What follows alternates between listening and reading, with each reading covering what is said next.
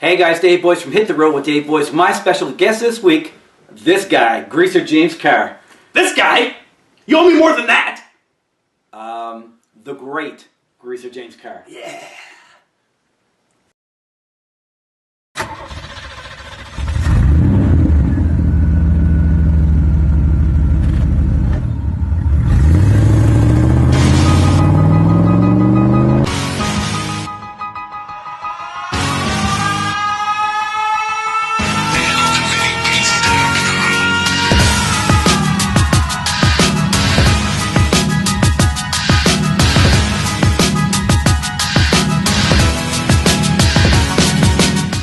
Hey guys, Dave Boyce here from Hit the Road with Dave Boyce. I'm here with my special guest, Greaser James Carr. I know him as Joey Giles, but you guys know him as Greaser James Carr. So Joey Giles. Joey Giles, David. How you doing, man? Good. Good. Awesome. Yeah. We're going to talk a little bit about your wrestling career, the current scene, your future, because it's well known that you guys are moving to Toronto. Yeah. We'll get to that in a bit, but I want to first talk a little bit about Joey the guy. Joey the Giles. Joey the guy. Giles. Tell me a little bit about your childhood. Where were you born?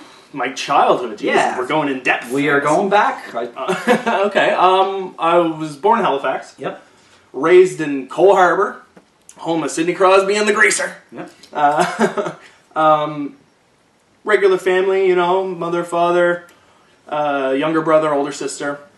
When I was a kid, I was always the entertainer of the family. You know, I remember when I was like really young, I used to dress up as Michael Jackson and dance for everybody. It's hilarious. Please tell me you have that on video. Yeah, probably somewhere. It's probably there somewhere. I think my mom has it. So, yeah. So I was always that type of guy when I was a kid. You know, my parents always said to me, "You're gonna be something someday." And well, here you are. Oh yeah, I'm something. Yeah. Your brothers and sisters, are they the same type as you, entertaining wise? I wouldn't say no. My sister, not at all. She's a single mother, 2 kids. Awesome little family. Yeah. Kids are great. My brother is younger than me. He's 21 or 22 now. He's got his own painting company. He just works, and he used to play music with me too, and I used to play when I was a little bit younger. So cool.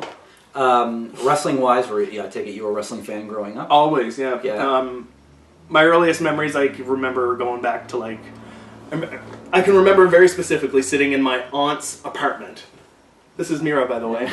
Mira's doing a cameo here. She just hangs out. She's the mascot for the night. At my aunt's apartment, I can remember just vaguely looking at the TV, and I can remember the Beverly Brothers. Oh. So you can imagine, Bo like, and, yeah, Bo and Bev, Bo and Blake, Bo and Blake, Bo and Blake Beverly. Yeah, the Beverly Brothers. I think it was the Bushwhackers, which is hilarious because I got to wrestle the Bushwhacker a couple times. That's right. Yeah, yeah, I remember that, and then I can remember.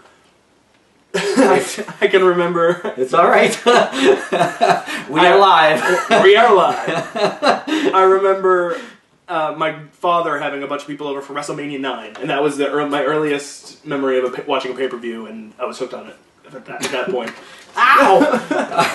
Get out of here. Yeah, so from that point on, hooked. It's kind of cool that you were watching the Bushwhackers on TV when you were a kid, and then later on you were in the ring with them. Yeah, that was a pretty cool moment. So, at what point in your life did you say, you know, I want to get in this profession, and how did you get into the wrestling industry? Well, as a kid, I always said when I was a kid, I want to be a wrestler or I want to be a singer, because I was always, you know, like I said, I just did the dancing and the singing.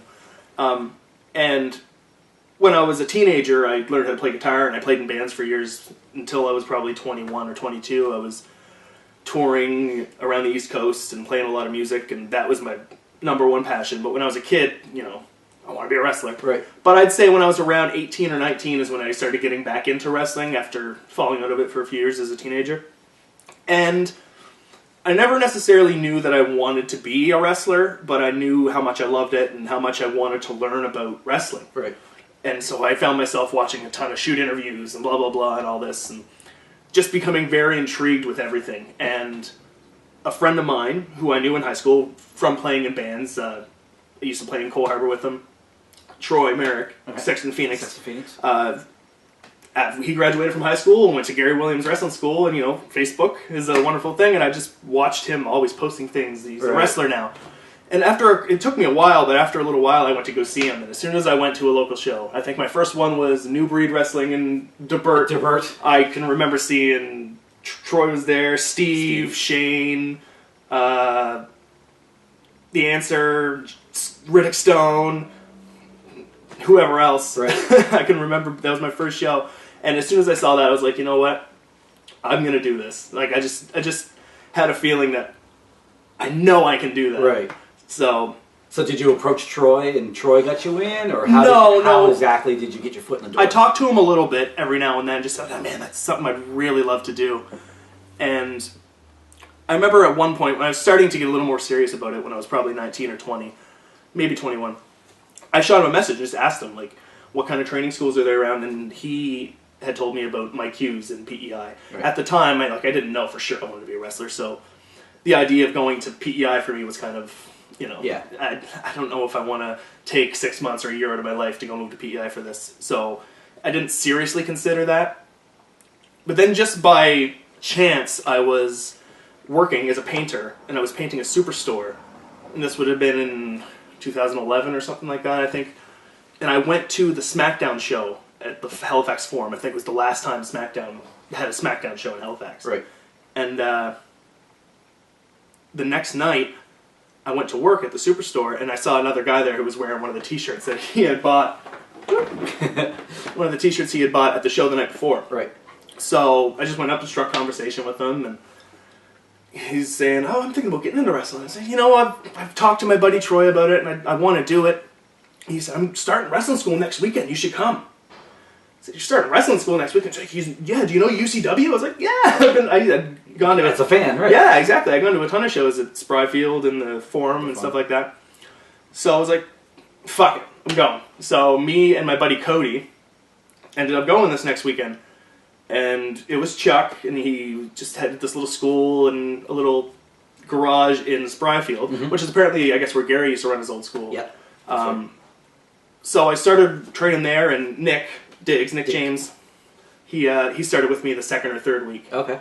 And so that's how it happened. And who was the guy in the grocery store with the T-shirt? Sean Lepage, Nathan Rage. It was Nathan Rage. Yeah. I was going to say, he's still around, but he is. Yeah.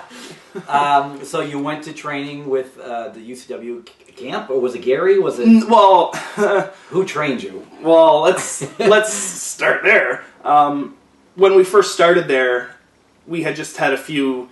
Believe it or not, when our first few days, the person who was showing us to bump and to hit the ropes was Dylan. Dylan Sharp. Okay. So Dylan was there, and what Chuck had told us is that Dylan's going to teach you just how to bump and stuff, the basic stuff, and then Gary's going to come in. Okay. So we were under the impression that Gary was... That never happened. Okay. But, that being said, he did have Steve coming in a lot. Steve came in all the time. Steve Arsenal. Yeah, Steve Arsenal, on his own time. He would just come in on the weekends, and me and Nick were really passionate about it. We wanted to do this really bad, so Chuck would leave the place open. Me and him were there 2, 3, 4 nights a week. Wow. All the time. And Steve noticed that we were a little more dedicated than the other guys who were there. There was a couple other guys who were at the camp. Right. It ended up being just me and Nick, and I think Rob Perry was there for a little bit, and Nathan and Sean, but he had left halfway through. He didn't come back. Where the fuck was I? You were... Yeah, so Steve's there all the time. So I'd say, and then Troy came in a few times, and a couple other guys. Lumberjack Johnson was there a little bit. Dave Floyd a little bit too. A few other guys that would come in and show us stuff periodically. Yeah. So I wouldn't necessarily say I was trained there, but I learned a lot from Steve. And if it hadn't been for Steve, I would have... Yeah. So thank you, Steve. It's safe to say Steve was very influential. Yeah, and he saw something in me and Nick. He just saw that we were really interested in this and that we wanted to give it a go. So he even booked me and Nick on a show in Truro. Oh. That he put on at the exhibition. And that ended up being really fun. I wrestled Steve for the first time, and it was right after that we started to work a little bit more with UCW. Right. We were still wrestling with UCW. We probably shouldn't have been, but we were. Me and Nick tag teamed a couple of times, and then a lot of just the Maritime Menace beat me up sort of stuff. Yeah.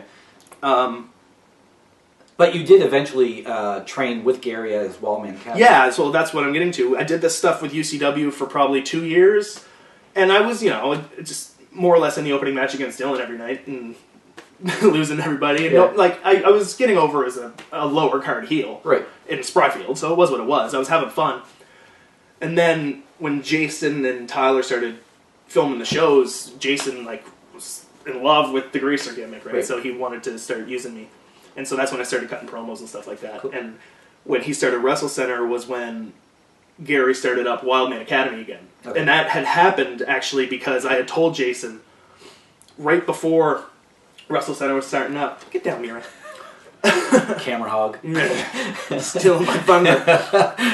Right before Wrestlecentre was starting up, I told Jason, I said, listen, man, I know you're just starting this thing up and you want to use me, but just kind of don't put me in anything important for a few months, because I was in contact with Peter Smith. Right, okay. And I was going to go to the Maritime Wrestling School where Kirk had trained, and I think Fuego, a couple of guys trained there.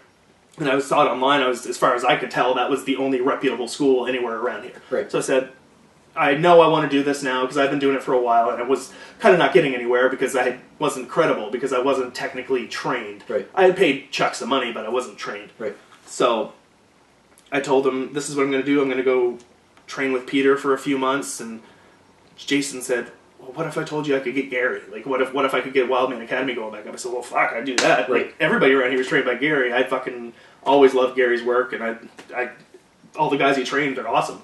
So I knew that that's what I wanted to do. I wanted to get trained by him from the beginning, because as soon as Chuck told me originally that Gary was going to be coming in, I was like, yeah. So as soon as he said that, I was like, yeah, that's what I want to do. So he got it, and the first class was, I think, me, Nick, Shane, Matt Bullen, Jim Joyce.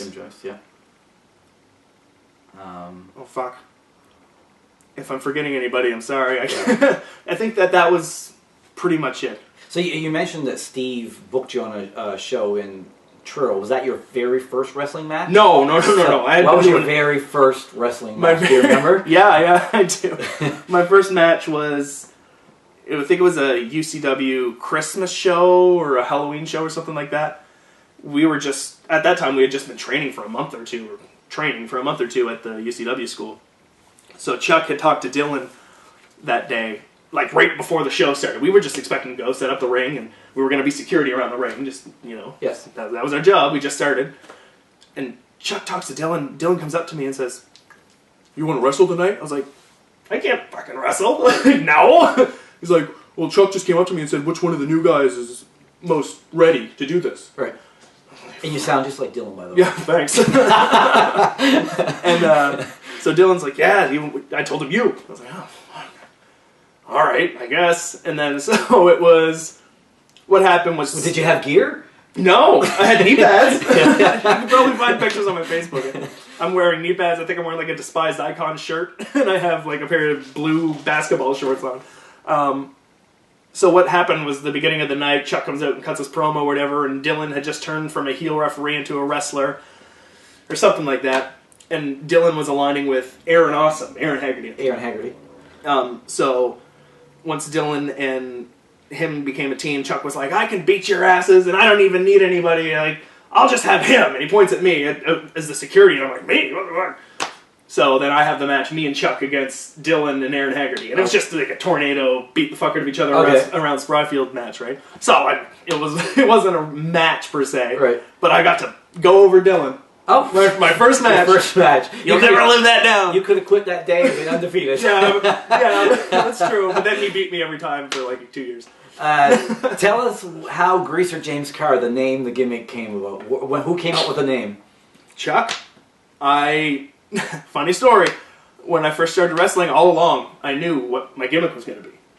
I had it in my head. It was my username and all kinds of shit. I always wanted to be Joey Diggs. Joey Diggs. I was going to be Joey Diggs all along. That was my idea. It was Joey Diggs. Don't ask me why, because it's kind of stupid. But anyway, I wanted to be Joey Diggs. And we're training for a while, and then we were doing a bunch of shows at Exhibition Park with UCW. And I was still, like half trained. And it was like a lot of good guys there. Titus was there, Julian, Nick Teeth, Gary, Sexton Phoenix, Steve, and then there's like me, Nick, Dylan. Sweet roster right there. Yeah, it was awesome, and it was just. But periodically they had the ring set up like in the big thing at Exhibition Park. It was the RV show or whatever, and it was set up next to a big pool. And that pool came into play a couple times on that weekend. A lot of those guys look back fondly on that weekend, call it the drink. That's what they called it. The boys going in the drink. That's awesome. But that weekend, I had finally got my gear, so we were going to wrestle. I knew we were going to wrestle, and I was super excited. And then the night before the first show, Dylan called us. He's like, Chuck came up with gimmicks for you guys. Joey's James Carr, and Nick is Nick Diggs. I'm like, Nick's Nick Diggs? What the fuck? I'm Joey Diggs. Did he do this on purpose? Did he not know this? He's ribbing me. I was pissed. I was like, all right, whatever. I was like, James Carr, what the fuck is that? All right, that doesn't make any sense, but whatever. And then I get to I just bring I had the black singlet, the green knee pads, green elbow pads, black boots. Yep. And so I show up at the venue. I was like, maybe I should bring my leather jacket that I used to. Because I wore that leather jacket, I wore that in my high school play. Okay. I was the evil dentist in the Little Shop of Horrors. Wow, there you go. So I've had that. My grandfather gave me that jacket. I've had that for a long time. It's got a lot of stories. Is that the Colt Cabana leather jacket? Yeah, that jacket. That's a fucking important jacket to me. So maybe that was your grandfather's stuff in the pocket. Maybe. You ever think of that? No, so I show up at the venue. I thought about bringing the jacket. I was like, nah, I don't need to bring a jacket. I brought a green bandana instead. Yeah. I realized Titus had one on, so I was like, nah, I can't do that. So I show up at the venue, and then they're talking about the matches, and Dylan says, oh yeah, and the greaser over here. I was like, the greaser? Like, what the fuck is that? And Dylan goes, yeah, you're the greaser, James Carr. I was like, oh, that changes everything. It's like, so instantly I was like, okay, I need the leather jacket. I actually had my dad drive from Cole Harbor to bring me my jacket. Oh, wow. So I had it for that week. And at this point, was your beard starting to grow in? I had a short beard. Okay. I just had a short beard. The beard was later, man. I had gone through having a beard, a handlebar mustache, everything. Okay. The beard came later.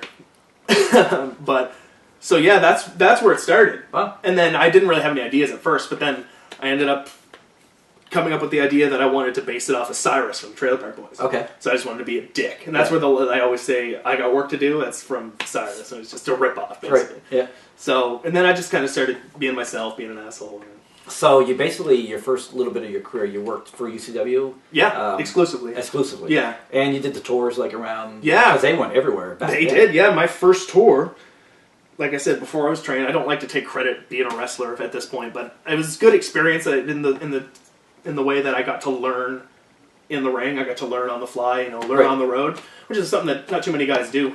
Because UCW did a lot of tours back then. Yeah. They were always there. Yeah. Whether we were wrestling, I didn't wrestle every show, but most of the time I was. And our first tour, I had a couple of matches in Spryfield before this, but my first tour was the UCW Summer Explosion, Bret Hart, Chavo Guerrero, Lanny Poffo, Leo Burke, Bushwhacker. Mm-hmm. It was a huge tour. It's a big tour, man. Yeah. And the first show of that tour, me and Nick went against Mark Maverick and Bushwhacker Luke. Okay. In PEI. Okay. So that was my first tour. Wow. It was crazy. But yeah, I did all those tours that year with Chavo and Brett, Hurricane and Big Daddy V. Who's the Steiner and the Nasty Boys? And I think it was Rick Steiner, didn't they? Yeah, it was Rick Steiner. Yeah, it was a cage match in Bridgewater. Yeah. That cage was a bitch to put up, man. It sucked.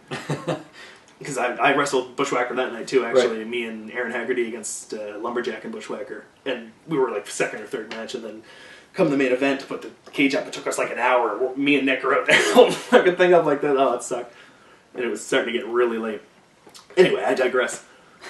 Yeah, I went all those tours that year. It was awesome. So you mentioned Jason and Tyler were filming. When did you hear about Wrestlecentre? Well, that was later. That was the first time I saw them was that show that I did for Steve and Truro. Mm-hmm. I know they had done a couple of shows for him before, but I had never met them. Right. I think I'd seen them, right? But I didn't know who they were or anything like that.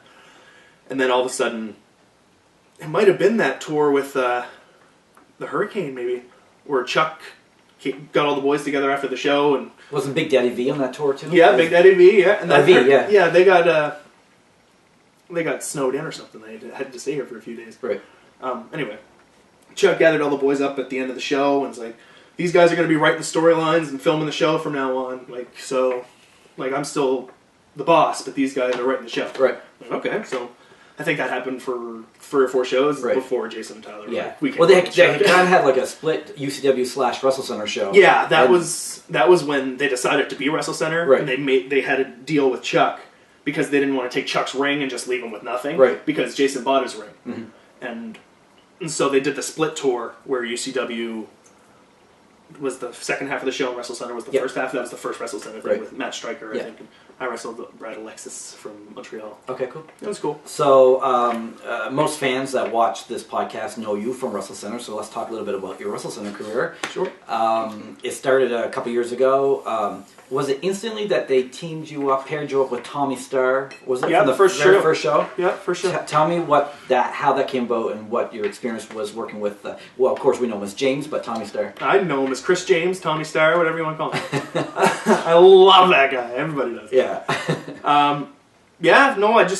I knew that going into the first show, I wasn't expecting to have a good spot on the first show because, like I said, going into Wrestlecentre, I was just one of the guys at UCW, one of the job guys. Nobody Right. really knew who I was. I was still, like I said, starting to get over a little bit, but not really anything that anybody noticed. So I was just expecting to get on, and be able to practice. We had the school at that time, so I was able to practice my match. Me and James. Right. So we practiced a lot, and I don't know exactly how it happened. Jason was booking the show, and he wanted to have Tommy be my bodyguard. He Right. wanted to have him be conflicted. You know, I'm the heel, and he's the good guy Right, working for right. the bad guy. So I thought it was a good idea. Yeah, it worked out great. It did. The chemistry between you two was fantastic. It turned out being awesome because James is such a good guy, and it's impossible to hate Right. him. So that role was perfect for him. It was awesome. Right. So yeah, the first show I wrestled James. Like, we have to get you to put him over. I was like, oh, okay. That's never been an issue with me. I'll put over anybody. Okay. Right. So we do that. The first match, Tommy goes over. That's before he did the Tommy Bomb. He just gave me like the world's strongest slam. It was fun though, good match. And then after the match, I propositioned him. You know, here's the money. Will you be my bodyguard? And Yeah, the storyline was you were paying him because I believe his dad was ill. Yeah. And he had the cat. His dad was sick. Right, and it's one of those stories because later on, of course, you left, and the story never actually. The angle never came to an end. Did No, it? it was supposed to. Yeah. I think that was one of the next things I was going to do. But Right.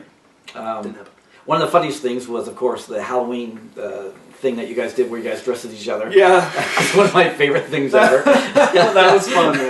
That was our idea. We were like, well, you're doing Halloween, and let's do this. Let's do like a Halloween thing where we're going trick-or-treating, and he dresses up as the greaser. It'd be super funny. And so we did. So you were like a super heel, but you were getting over with the fans. Yeah. Like, you became one of the top favorites of the hardcore Wrestlecentre fans. They loved you and Burke. And so tell me a little bit about trying to be a heel, but yet everyone's cheering you and everyone's throwing, like you with the streamers where you would throw it back. Yeah, I was trying, man. I was trying. I couldn't get them to boo so me. good. But I tried to not ever stray away from being pissed off at them. You know, if you're Right. throwing the streamers, I'm pissed. If you're Right. cheering for me, I'm telling you to shut up. Just because I didn't want to. Not that I didn't want to be that guy, because who can say that it's not good having somebody cheer for them? But Right. I wasn't technically doing my job the way I should have been. But somehow I got over, and yeah, I mean, it was what it was. Yeah. Of course, they brought in Colt Cabana to work with you. What was it like to work with Colt Cabana? That whole jacket thing was hilarious. Tell me a little bit about your experience with Colt Cabana. Well, long before when he had started running Wrestlecentre, when Jason had started, he didn't know much about indie wrestling and stuff like that. I know. Hey! He didn't know much. So he'd always ask us, and at the time I was hard on the art of wrestling. I was listening to it all the time. It's like, you gotta bring Colt Cabana. Like, if you want your indie fans to come in, you gotta bring Colt Cabana. And he's like, okay. So a couple of shows later, he was like, yeah, I got Colt Cabana. I was like, yes! Wicked! And I was like, I think I'm gonna put you with him. I don't want to sound like a mark, but at that point, that was my dream match. Right. I loved Colt Cabana, so it didn't end up being my favorite match of all time, but it was huge for me. And so I was really excited going into that match. Funny backstory behind that match, though. And Colt was awesome. Like He's super yeah, nice guy. he's awesome. He gave me a ton of stuff in the match. I went over. I mean, Tommy gave him the Tommy. Right. But it was fun. It was awesome. I had a good time. Colt was happy with it. But going into that match, a lot of people wouldn't know this. Ron Hutchison was also there that weekend. Yep. So the night before, we were doing a seminar with him. The night before, or the day before, whatever, we were doing the seminar. I think it was like me and Justin and Nick was there, Dylan, Hogan. It was a bunch of us. Yeah. We were doing the seminar, and he does this PTA. He calls it pain, torture, and agony. So we literally probably did like 500, 600, 700 squats. Mm-hmm. I woke up the next day, the day I was supposed to wrestle Colt Cabana, July 4th, and I couldn't walk. Right. My legs were fucked. So I was so nervous going to that match because I literally could hardly walk going into the venue. And then I showed up. I managed to stretch out enough. But if you watch that match back, you'll probably see that I'm not moving. I don't move that great anyway, but I was moving limited compared to what I usually do. You can see is the spot where I get up on the top rope and my legs are like, ah. You said it wasn't one of your favorite matches. What was your favorite match at Wrestlecentre? My favorite match at Wrestle was my favorite match I've ever had was with Shane. With Shane Stevens. Dragon, yeah. I don't know what happened. Something just clicked that night and everything was great. I mean, you can't watch a match back and say that everything was perfect, but right. We got everything we wanted. We got the reactions we wanted, better than we wanted. The crowd was really into it. And the best thing about it is that match wasn't even advertised. That show, I think that was the night that I had my contract signing with Rick Doyle. That was earlier in the night. So I wasn't advertising a match at all. So I came out to the ring for my match, and then out comes Shane. It just nobody knew. Right. So we got a good reaction with them knowing that we were going to be wrestling each other. But it was cool because we didn't have a storyline to go to. We just got to go in and wrestle. So we went and wrestled for like 10 minutes and got an awesome reaction, and it was just so much fun. I love wrestling Shane. Yeah. One of the matches that stick out in my mind was at Exhibition Park, and it was the spot where Steve did the across the ring chair shot in your head. It didn't quite go as planned. When is planned? Tell me a little bit about that, because I remember it was the first show that I ever seen St. John Ambulance, and I think it was in Exhibition Park. Yeah. And I said to, I believe, Justin, I was like, I've never seen. Why we don't need those guys? Nothing's going to happen tonight. Yeah. And then later on the night, they're attending to you. So for those that don't know, tell the little story about what happened. Well, I can't remember if I knew the night before or if I knew the day of it. Anyway, I knew Steve was going to be doing this going into the match. Obviously, right. We didn't practice it before the match, but we got into position. He made sure he could get the jump. And right. I was like, okay, this will be all right. I got to make sure I get my hands up. Nick Diggs was holding the chair. Nick comes out and holds the chair. I watched that match back. My favorite part of that match is when Nick hits Tommy with the chair, smokes him. It's awesome.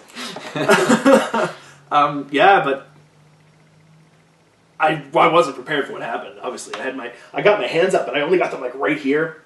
And the chair came in kind of like sideways because he booted it hard, booted it right in my head, and it caught my ear somehow, and it just hit me right here, and my ear was bleeding really bad. Right.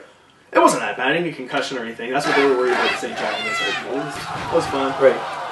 It hurt real bad. I was going to say, at the point of impact, is your adrenaline so high that you don't feel it until after the match and you're backstage, and then you go, oh, Jesus, what happened to my ear? No, I felt it, but it wasn't that bad. I was just kind of like, oh. But I could feel my head like starting to swell a little bit on the side because I had a huge bump on the side. Right. I could feel it starting to get hot, and I was just really bad. And I think Nick came up to me and said, are you okay? he always calls me out on this now. Are you okay? I said, no. And he's like, oh, fuck.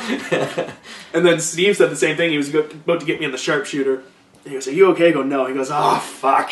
And he leads me over. And when he's got me in that sharpshooter, the plan was I'm not supposed to sell at all because I just got knocked out with the chair. Right. If you ask me, it's stupid that he did the sharpshooter. It wasn't Steve's call either. Right. That was somebody else's call. Mm-hmm. He didn't need to do the sharpshooter. He just pulled me out and pinned me. Right. Well, 1, 2, 3 would have got a bigger reaction off of that than him giving me a sharpshooter that I didn't tap out. Because the point was I was just supposed to sell dead because I was knocked out. But he really cinched it in. It's funny now. He cinched it in hard, and my head was aching. I could see the blood on my face. And I couldn't sell. Like, I literally couldn't do anything with my face, and I couldn't move because I had to pretend I was dead. So if they were to remove the crowd audio from that track, all you'd hear was me going, like Lady with the Grapes in that grape video when she falls out. That's probably the sound I was making. It was hilarious. Sucked. At the end of your Wrestlecentre career, they were running an angle on their Facebook page. They did a huge post, pretty well saying that you had an alcohol problem, a lot of fans actually believed it because it was around the same time that I quit the company and he posted real stuff. I think that's what he was going for. I think so. A lot of fans were confused by it. Yeah. Tell us a little bit about what the planned angle was. Were you in agreement with it? At first, I was. I didn't quite realize that people would really legitimately think it was, And I was kind of skeptical about it. But the only reason that I said okay was because I was going to get to work with Jake. Right. Jake the Snake. Right. So Jason says, we're going to do this thing where we're going to pretend you have problems. We're not going to say what it is or anything. Because he even called you Joey in the post. Yeah. It's first time ever. I was against that too, though. When I had my match before that even, my match when I first turned babyface and I wrestled JP, they had a promo written out, of course, where JP called me Joey. Okay. And I said, I don't want him to do that. You want to separate? I don't need to be called Joey. Just call me Greaser, call me James, whatever, it doesn't matter. This is wrestling, it's fucking work. So, I told him not to. He ended up calling me Joey in there anyway. I'm not blaming JP, I personally think that they probably just didn't tell him that I wanted that. So, that was one thing I didn't like. But when he did the whole thing, he posted the thing, I was on board with it at first. And we were going to do one of his sit-down interviews like he did with Steve, and he was even going to bring Stacey into it, and I was babyface. I just turned babyface then, which was a whole other thing. But at first, I was this could be good, but I get to work with Jake, so. And I always made sure to ask him, is Jake okay with this? I was going to ask you, were you skeptical of doing an alcohol angle with Jake the Snake? I was. Because that's I asked him. Pushing the buttons. Absolutely. And I said that. I said, are you sure you want to do this? He's like, oh, TV drama, that's what people want. I'm not trying to bury anybody. No. So yeah, I was thinking, I don't want to do it, but if Jake says it's okay, then I'll do it. Okay. And he said, well, we've been talking to Jake. I don't know if he was or not. And I never found out. So I said, okay, I'll do it. And then as soon as he posted the thing, I was just kind of like, fuck. It just didn't feel right. And then I started getting messages from fans and wrestlers. I was going to say, even what wrestlers thought. Everybody started messaging me like, dude, are you okay? This is fucked up. Are you fine? I'm like, anybody in your family see it? Yeah, my family too. Everybody, man. And even a couple of the workers. I remember Peter Smith told me, he's like, you got to be careful with that sort of shit because that could fuck up your real life, your job. And shit. Someone who Googles you 2 years down the road and go, oh my god, Joey had an alcohol problem. Exactly. And the more I thought about it, I was like, fuck yeah. And I told Jason, is there any way we can just dial this back? Do something. He's like, I don't know. You got to make sure you don't tell anybody though. Always wanted me to make sure I didn't tell anybody. I told him. I was like, listen, all these people are coming to me and wondering if I'm okay, if I'm fucking having drug, alcohol issues or whatever. And I'm like, Jason, I'm not working the boys. I'm not going to tell them that I have fucking alcohol problems because I have to be in the locker room with them. Yeah, you don't work the boys. Exactly. I didn't want to work the boys. And everybody, exactly. That's just the unwritten law. So I didn't want to work the boys, and he's just like, whoa, whatever. So I did, and I told them all. I was like, yeah, I'm fine. It's really okay. Mm-hmm. And they all thought it was stupid. And it is what it is. Right. And then somehow somebody, I don't fucking know what happened. It came out on Reddit or something that they were doing this alcohol angle with Jake and this whole thing with the greaser as a work, and I was like, this is stupid. And then Jason got pissed. Right. And I was like, listen, man, I haven't been comfortable with this for the last little while anyway. What are we doing? He's like, I'm just scrapping it. I'm scrapping it. Okay. Because the plan was I was going to go to the show with Jake. I had tickets. I was going to sit in the front row. Which you did do at a show. I did anyway. That was the same show. That was the show that was supposed to happen. Okay. He's like, you're going to sit in the front row, and Jake's going to call you out of the crowd. And that was the plan. And he's going to bring you in and give you this big, long speech. And he ended up doing it with Dylan or whatever. Oh, okay. I wasn't at the show. Yeah. No, he had something like that with Dylan, I can't remember. But he did a big, long speech thing. It was supposed to be me in the ring. Okay. I don't know if it was supposed to have a match that night. I don't think I was, but I was supposed to get put over by Jake. And then I think the next night in, was it Cape Breton? Cape Breton. Yeah, I was supposed to do a match where he was in my corner or something. Okay. Against Tommy. Because Tommy was supposed to do something with Jake. Right. And that was when I was supposed to wrestle with Tommy. But since he's like, no, I'm scrapping it. Okay, well, fuck it. I was relieved inside. I was like, fine, good. Right. So now I need to figure out what the fuck to do with you and how to bring you back. But then it ended up.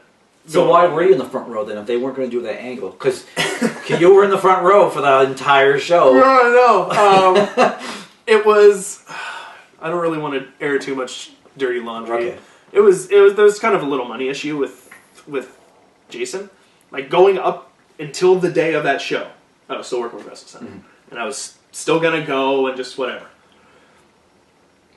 And there was a little spat with Jason or whatever. So I told him that day, I'm done. Okay. Like, listen, I don't want to. Let's just not do business anymore. Like, shit's going south. There was some other stuff with some merch and stuff like that I don't want to get into because people don't need to know. But so I just told him that day. I was like, no, I don't want to do it. Right. And I actually contacted Cyril that day and got booked for TCW that same day. I was just going to get to that. Yeah. I was pissed off that day, and I brought a TCW shirt with me to that show, and I had it right next to me the entire show, and I was going to put it on and go right in the middle of their show with the TCW shirt on. I didn't do it. No. I figured it was unprofessional. I cooled off a little bit by the end of the show until JP won the belt back, and then I was a little pissed. But. So that was the end of your Wrestlecentre career. Yeah. But as you mentioned, you worked for TCW. You worked for IHW in Moncton. Yep. Tell me a little bit about your experience with. We'll do IHW first. Yeah, I love IHW, man. Where you're Jimmy Carr, not James Carr. I am Jimmy. Kevin Tyler thought that. James was not greasy enough. Yeah. James isn't greasy. A greaser wouldn't be named James. Makes sense, I guess. Doesn't bother me. Like I said, I didn't come up with James Carr anyway. I was supposed to be Joey Diggs. That's right. I'm the greaser Joey Diggs. And Nick Diggs could have been greaser Joey. Nick Carr. Nick can fuck off. Yeah, no, IHW. I love IHW, man. I first started there 2000, like the end of 2014. I met Kevin Tyler once when I worked for UCW. Okay. Like, it was on that tour with Bret Hart. I wrestled Rick Doyle and Bridgewater in just like a 4-minute squash match. Rick just beat the shit out of me, but Kevin Tyler was his manager. And that was the first night I met Kevin. I never really talked to him much between that and then, but the first Wrestlecentre show, Kevin Tyler was part of the show then. So I talked to him then, and he's like, "I've been watching your stuff, man. I like it, and maybe we'll get you to IHW someday." And I was like, "Oh, that was an in, right?" I hadn't actually got booked or anything, but he at least knew who I was now. I'd always wanted to go to IHW because they had such great production, and I always heard such great things about IHW. So what happened, the first time I ever went to IHW, I just got a random call from Kevin Tyler one day. I was like, fuck, this is weird. Because nobody's ever called me in wrestling before, right? Okay. The only dealings I'd ever done at that point were with Chuck and with Jason. And so I'd always been around, right? So Kevin Tyler just calls me. He's like, listen, I don't want to book ya, but Josh needs a drive. That sounds just like Kevin. Yeah. I was like, I can't promise you anything, but if you'll come down with Josh, I'll pay a trans. And like, all right, cool. I went down. It was awesome. Yeah. And I actually owe it to Josh, to Riddick Stone. He said, you can't fucking bring him down and not give him a match. So I wrestled Shane. Shane Stevens. And that was his first night in IHW as well. Okay. So it was our tryout match, and we had a match before the show started, you know, the dark match. Oh, yeah. The fans were there, but it was just a dark match or whatever. Me and Shane had a good little match, 7-10 minutes or something like that. It was a lot of fun. I didn't come back the next show. But it was a couple shows later, he started booking me regularly. Excellent. And my first show that I had at that point, I showed up with Stacey. And do you find, because I know everyone I talk to, and myself included, because I'm with the company, it's such a family feeling company. You know what I mean? Yeah. Like everyone, it's just like, once you're the in locker there, room is, yeah. You got to be part of it. Like, not anybody works for IHW. Like, right. They're all friends. They're all family. It's a really tight-knit group of guys. And it's awesome. Yeah. Best locker room ever. Yeah. Best. TCW brought you in. Yeah. You came in like a hero.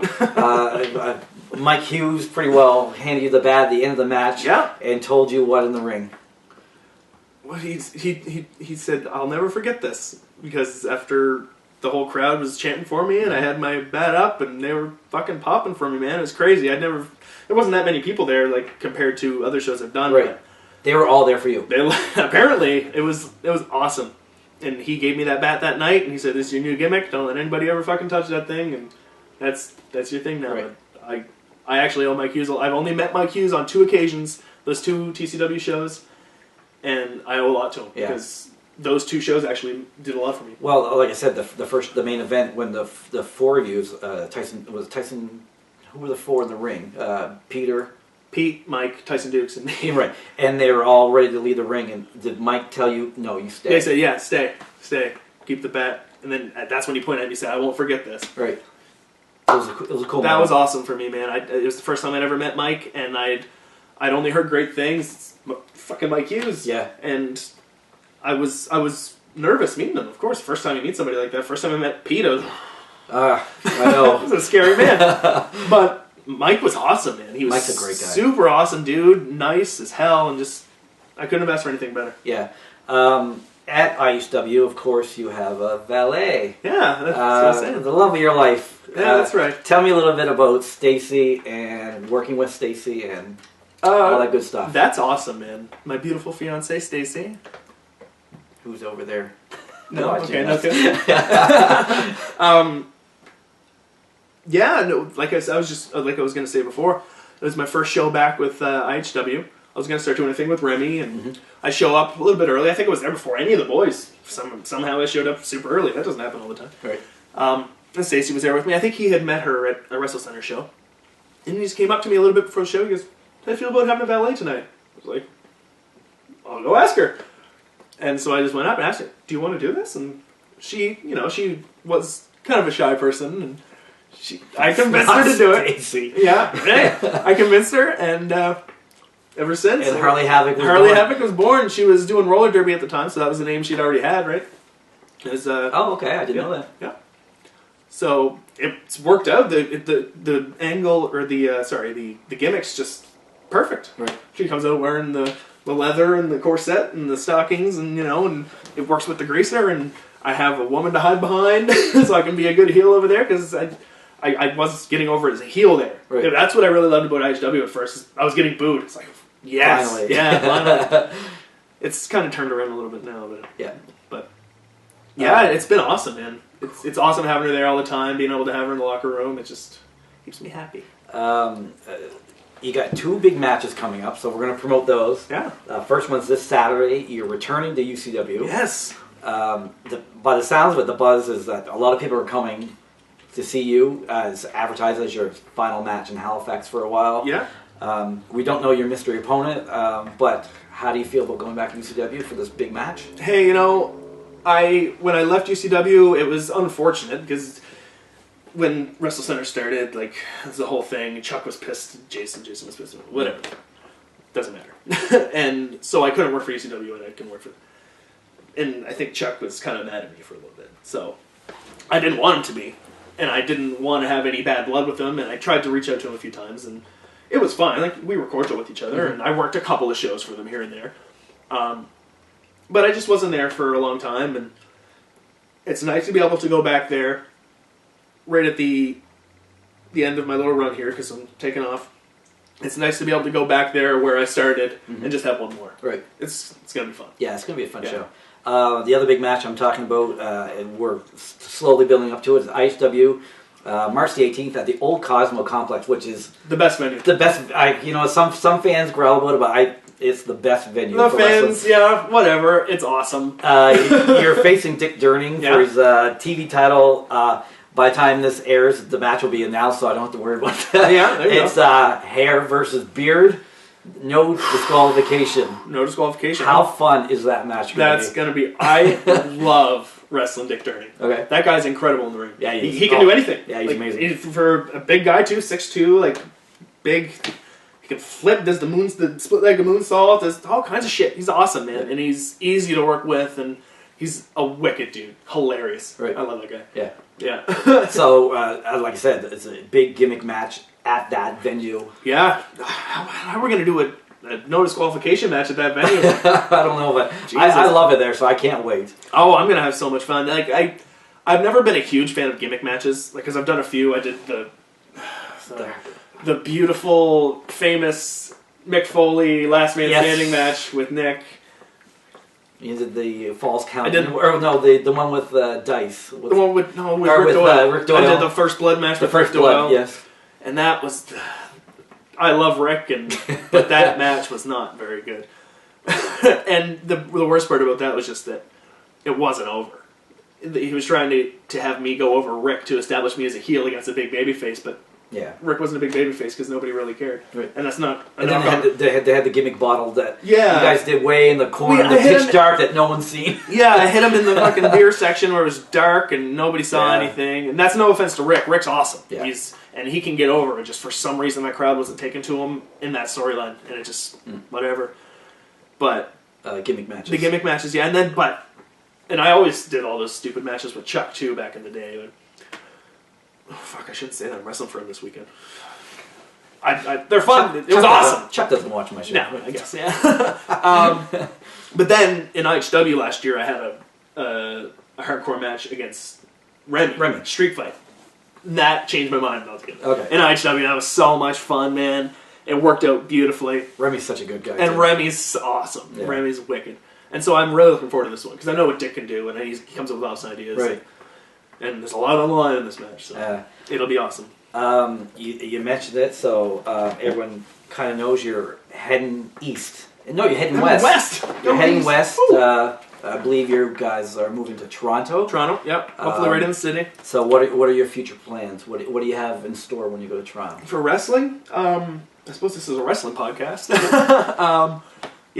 I have a few contacts out there. Mm-hmm. Cyril, guy from TCW, has a friend who runs a promotion out there. I guess Chip Chambers works for him. Yeah. Out in Oshawa or something. So I haven't contacted them yet, but from what I hear, I'll hopefully be able to get booked there. Ron Hutchison is in Toronto, and me and him have a good relationship. Good enough, I think, that he might be able to give me a hand. We'll see. Yeah. And Gary knows a few people there he's going to be able to put me in touch with. And if I can show them some of my better matches I've had, I think I can get booked over there. But there's a lot of people there, a lot of wrestlers there, and I know going into there I'm going to have to give it a lot. So I'm going to hit the gym and fucking get her going. But I'm telling you, you're going to be missed here. Yeah. Not by the fans, but the workers, the guys, us, like the personal friends. I'm going to miss it, man. I love it that I'm going there and I'm experiencing this new thing, and Toronto's going to be awesome, and I hope that I can just come back better than I ever was. Mm-hmm. But everything around here is just hitting a fucking peak right now that I don't want to leave right in the middle of it. I'd love to be here for what's happening, like with IHW coming into Nova Scotia and doing all the touring and just all this wicked stuff happening. I'd love to still be here, but you know what? Greener pastures, right? Yeah, that's right. Well, I'll come back. do you want to say a final message to your fans? Because they'll be watching this, and then hopefully they'll come see you Saturday and at the UCW show. But final thoughts to your fans that have been... Thank you. Obviously, if it wasn't for you guys, I never would have got over. And it's crazy to think that where I went from doing nothing to within a few shows being the greaser at Wrestlecentre, and you guys are the best fans ever. And that's all I have to say. Thank you very much. I'll be back better than ever. Awesome. Thank you, Joey. Thank you. That was Greaser James Carr. This is Hit the Road with Dave Boyce. Thank you so much, and we'll see you next show. Keep her greasy.